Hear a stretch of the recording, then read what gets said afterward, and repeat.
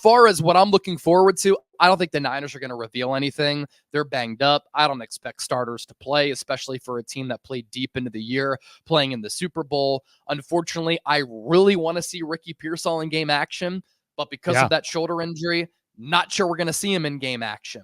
So what I want to look out for, what's the offensive line rotation? How does Dominic Pooney look? How does Malik Mustafa look? What do we see from Robert Beal? What do we see from Ronnie Bell? Because he might be relied upon. I want to see what the new kickoff looks like, because obviously that's an added wrinkle. D. Winters and Jalen Graham. I am very excited to see them in action because I think they're going to get an extended look. And I think that D. Winters has an opportunity to maybe unseat Devondre Campbell as one of this team's starting linebackers potentially.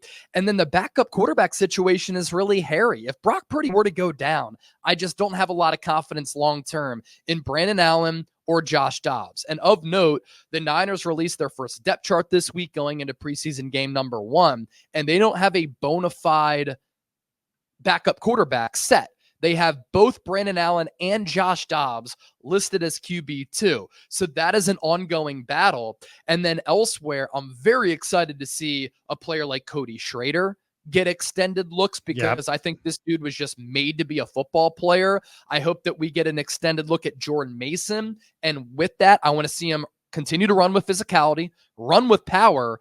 But he said, I invested in a jugs machine. I was looking at Christian McCaffrey and I said, if he's doing that, I got to get better at catching the football. I want to see Kyle Shanahan call passing plays for Jordan Mason.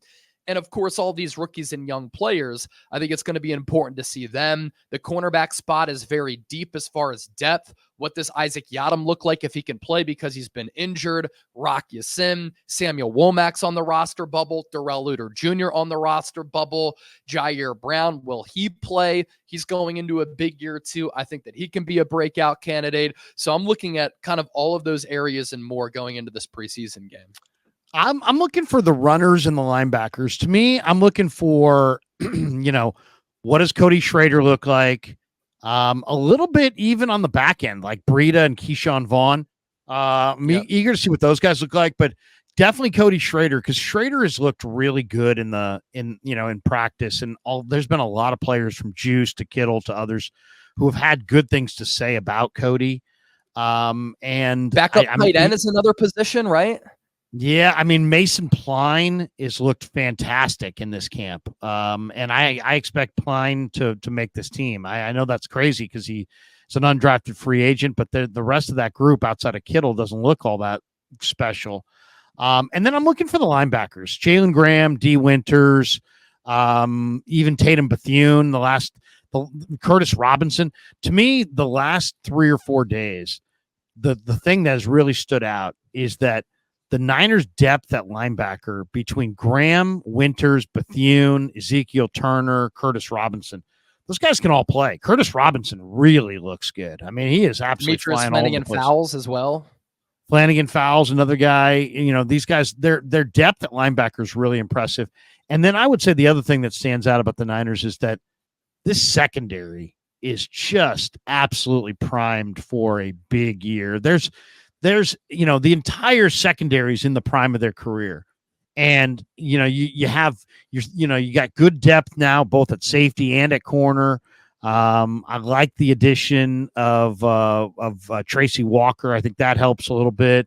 But Mustafa's been amazing. Renardo Green has been amazing. These two guys look really, really good. So I'm eager to see the young DBs, the young linebackers, the young running backs, and maybe even a little bit of Shaquille Brown and Evan Anderson, the two behemoth interior defensive tackles. I'd like to see what those guys do. All right. What can we expect from Tanner Mordecai? I do want to ask you about I expect Tanner Mordecai so I asked Brian Greasy about Tanner Mordecai. I said, is there any chance that Mordecai beats these guys out? And he's like, we're trying to win a Super Bowl. In other words, we're not gambling on some undrafted rookie free agent quarterback as our number one backup to Brock Purdy in a year where we're trying to win the Super Bowl. But guess what? And I know that when the games start, what happens on the field takes precedent.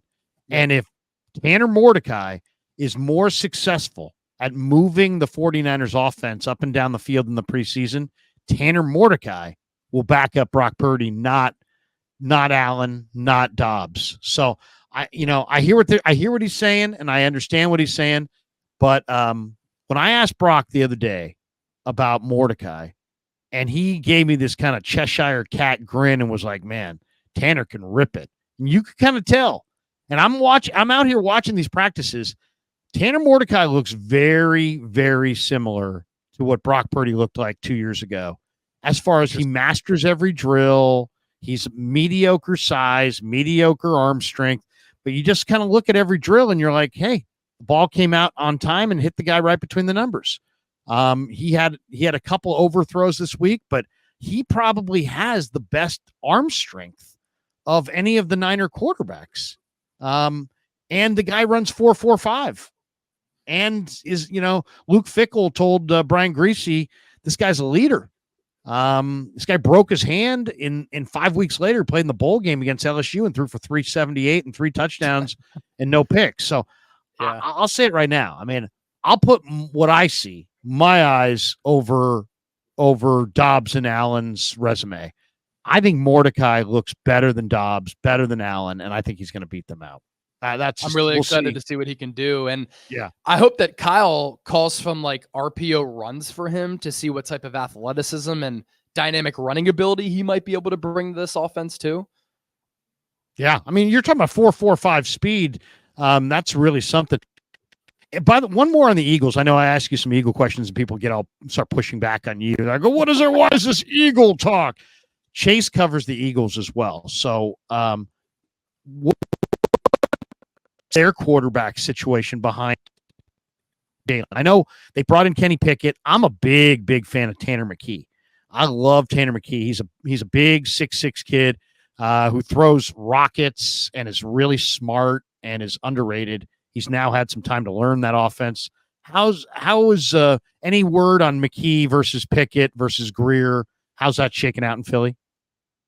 Yeah, Will Greer's definitely not going to make the team. He's barely getting any reps. I actually think Tanner McKee can upset Kenny Pickett to be the team's backup quarterback behind Jalen Hurts. Tanner McKee played in a dog shit offense at Stanford under David Shaw. And it's really hard to evaluate a quarterback when he's playing in such a vanilla, lackluster, mundane scheme. In the preseason last year, Tanner McKee has good size, a really good arm, and he was able to throw with touch timing and accuracy out to the sideline, out to the boundary, out to the numbers. And I'm very impressed with him. And I think he has underrated mobility. For Kenny Pickett, he's smaller, small hands, weaker arm, career 13 touchdowns to 13 picks. I know that he was kind of playing in a bad offensive system with an offensive coordinator who shouldn't be an OC in this league in Matt Canada before he was let go. So it's hard to gauge him. But Tanner McKee, I think, has had a better training camp than Kenny Pickett. And I think that he could be QB2 behind Jalen Hurts week 1 against the Packers in Brazil.